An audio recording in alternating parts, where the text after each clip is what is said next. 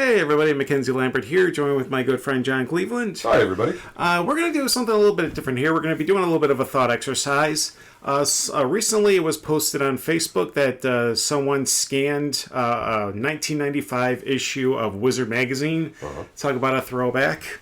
Yeah. I used to have a subscription to that. Yeah, good stuff. And they scanned the pages of a 1995 fan casting for an X-Men film. Yes.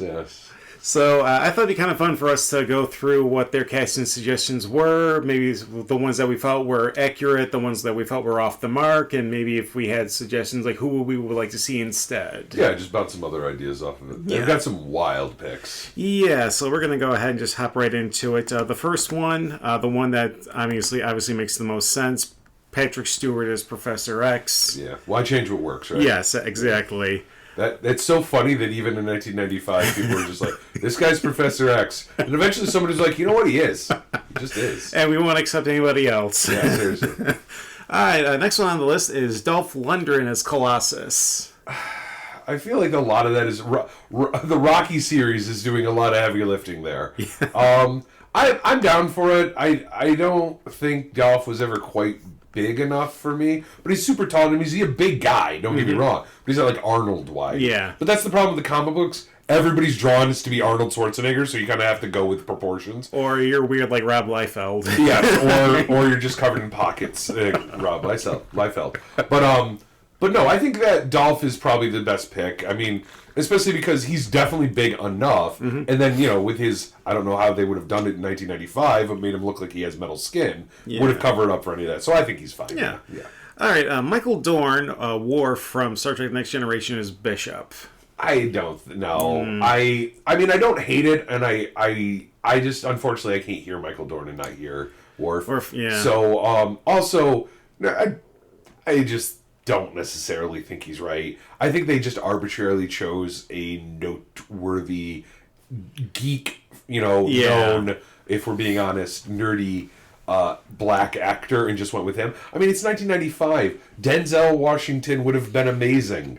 I think he was doing Ricochet or something around this time, which is a highly underrated movie. There's... who else? I know I mentioned Snipes. Yep, Wesley Snipes could have worked. I mean, obviously, I think he's better as Blade, but he's fine because Bishop's really not defined by, like, for example, I've read a lot of comics. I know his power and everything. Yeah. I know most people, even who watch the cartoon, could not tell me his power. Yeah. So, like, it's not super important to his character. His thing is, the thing that makes him important is he's from an alternative dimension. The Days of Future Past. So he is basically, he has seen some stuff. Yeah. So that's all you need to convey with this character. He's an older black mutant who has seen some stuff and likes to use a gun. So my suggestion, since it doesn't really matter if he's super young at this time in 1995, I want a weathered guy who has seen some stuff and could be a bit of a sage, but also a part of a harbinger. Carl Weathers? I wish. No, I think Lou Gossett Jr. Yeah, all right. Like, again, he's bald and, like, famous for his mustache and thing, but he is such an underrated actor, and I think he can nail this kind of, like, you don't know what you're talking about, son. I've seen this. If this doesn't happen, that kind of stuff. Yeah, I think he would work well with that. And, I mean, his entire career is basically the black mentor career. Yeah, so. He's not just Iron Eagle, but he's also an officer and a gentleman, so he's done the balance, yeah. Exactly. All right, next, Nicole Kidman is Jean Grey. I'm fine with it. I mean, she's a great actress. Yeah. I think they kind of just went famous redheads for 1,000. Yeah. And just chose. Julianne Moore would have worked too. There's a plethora of actresses, but yeah, I mean, Nicole Kidman's a great actress, and she, I think she could do it. Yeah. All right. This one was this one. We disagreed with. Glenn Danzig as Wolverine. Yeah, I have no idea where that like I'm not even so like he's a short, gruff man. Yeah. Who combs his hair like the way Wolverine does sometimes. So that in that version he could do it. But I don't understand. I have to feel whoever wrote this article just put him as a joke and then just handed it to the editor and the editor printed it. Yeah. Because like I don't know where they came up with the idea of all these other people are film stars. Yeah. Danzig isn't. I mean, he's recently made a couple movies, but like he just isn't. This was a wild choice. So like, there are so many better options. I can't really put my thumb on too many. Admittedly, I have to say that I do think there's a certain pro wrestler I'm not going to talk about who would have been really good for the role, but because of circumstances, will not be talked about. And he was literally referred to as the Rabid Wolverine. So, well, there you go. Yeah. So I think he could have worked, but obviously that didn't pan out. And I'm thinking of some other alternatives, like, Elias Koteas from the Ninja Turtles movie I thought could be a decent Wolverine. I don't know. I don't think he couldn't have done it, but I don't know.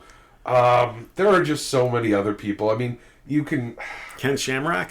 Yeah, I mean, I was going to get to that. Like, I feel like his explosiveness and his... Obviously, he's a built guy. Yeah. His rage, he sells that. I just don't know if Shamrock has the ability to portray anything even close to a Canadian accent, much less act to any degree. But I guess, especially in the 90s, if you were making a movie, let's admit it, Wolverine would basically be a mindless killing machine that just said a couple cool one-liners. Yeah. And I think Ken Shamrock could have done that. Yeah. So I would accept that. Yep. Yeah. All right, next one. Michael Biehn as Cyclops. Perfect. Yes. Perfect. Yep. I mean...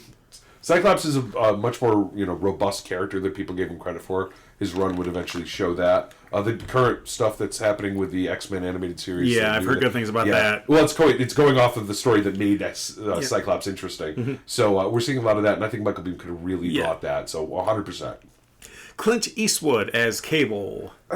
Again, Clint, this is kind of a miscast here a bit. I mean, he's a great actor, don't get me wrong. Arguably even a better director. Mm-hmm. But, even in 1995, he's just too old. Yeah. And, I mean, yes, Cable is from the future and stuff, and he's always presented as having silver hair or gray hair, but it's not that he's older, it's that he's weathered and he's gone through hell. I don't see him working well with that. Nah. There are a bunch of, basically any older actor at the time. Kurt Russell would be great. Just because he's Kurt Russell, if for no other reason. But again, you would then... I don't see Cable's making as many quips. He's more of the straight man to his frequent co-star Deadpool. Yeah. So it would be hard for Kurt Russell not to be charismatic. He basically oozes charisma. Yep. So... I was also thinking Stephen Lang at this time. I could see that. Yeah. I could see that. I think there's a lot of options, but I think Stephen Lang is underutilized in his career. I'm happy he's finally getting some love. Yep. But I could see that. I think there's a lot of other options though. I can't think of any off the top of my head, but I just feel like there's a lot of characters who could have played that role. Yeah. Jean-Claude Van Damme as Gambit. Well, part of me thinks that his ego wouldn't allow it just because he was used to being the leads in movies, but at the same time, this would be a breakout role for him. Yeah, I mean, I feel like whoever wrote this just had watched Hard Target and was like, yep, that's it. I mean, I can't think of an actor in 1995 with a Creole accent. I just can't think of an actor who did one. I know there's going to be a movie that somebody's like, oh, you should have done this. And I mean, I could do a fan casting of somebody that like somebody who could be this, who could pull off a Creole accent, but it would be a guess at best. So I'm fine with him. He also feel like he brings the physicality that one might want from the character, even if he doesn't really need it, I guess. I'm fine with it. I guess again, I'm fine with it. I guess. All right. Tia Carrera as Psylocke. Well, again, I'm a huge comic book fan, so like the fact that she's probably should have an English accent, and you got that whole body transferring. Her backstory gets a little complex. So I think you can just drop that for now. It's not. Also, accents are one of those things where you can always just say screw it. You are British, but your parents grew up in America or something. So you're fine. I will accept her. I would like, because her character is very physical. She's not somebody who just walks around and talks. She needs to be dominant. Yeah. So, her character is historically Asian, depicted as at least somewhat Asian. Yeah. I would think that somebody like Michelle Yeoh would be great. If you can just ignore the accent, and that again, her character isn't technically Asian. So I think that as long as you're doing that. But yeah, Tia Carrera would be fine too. She's a great actress. Well, she's a good actress. Yeah. She's not winning an Oscar anytime soon, but But for the film, 100. Yeah, she's fine. You're fine for this X-Men film we're building. Yeah, I'm on as Storm, which she's a model. That's David Bowie's wife, yeah, right? Yep. Yeah, no. Yeah. Just no. I'm sorry, I feel whoever took this went, who's the most attractive black woman we can think of? And that's what they just chose. Yeah. No offense to her. I don't know if she's better in movies or whatever. Just not... Angela Bassett exists. Yes, yeah. There are so many, capable black actresses in 1995 that didn't get enough opportunities, and this is a great one. Yep. So... It also, again, it just like anything, it'll depend on something I haven't brought up before. What point in the story you're telling this? Yes. Like, do we want a younger Storm? Do we want the old veteran Storm, who's maybe the mentor of a younger group of X-Men? It's going to change the casting, obviously, but so, yeah. Yeah. Okay, now we're getting to the solid gold ones. Rutger Hauer as Magneto. Well, 100%. There's no... It's so perfect, it now upsets me it didn't happen. Yes. And it's never going to happen. It's never going to happen, but it upsets me greatly because he is 100% Magneto energy. Mm-hmm. I don't think anybody could have ever done the character better than he would have, in my opinion. Yeah. It's one of the few castings that you hear and you're just like, what? Now I'm upset. Now I'm upset I'm never going to get this. It's so... it would have been perfect. One casting we may still get, although it's questionable, Clancy Brown is Sabretooth. I doubt that. I don't think we're going to get the old man Sabretooth story. I think it'd be fine if he would have either put on some more weight, because Clancy's incredibly intimidating sounding and looking. Yes. However, he isn't a physical premise more than just being, I think he's 6'3".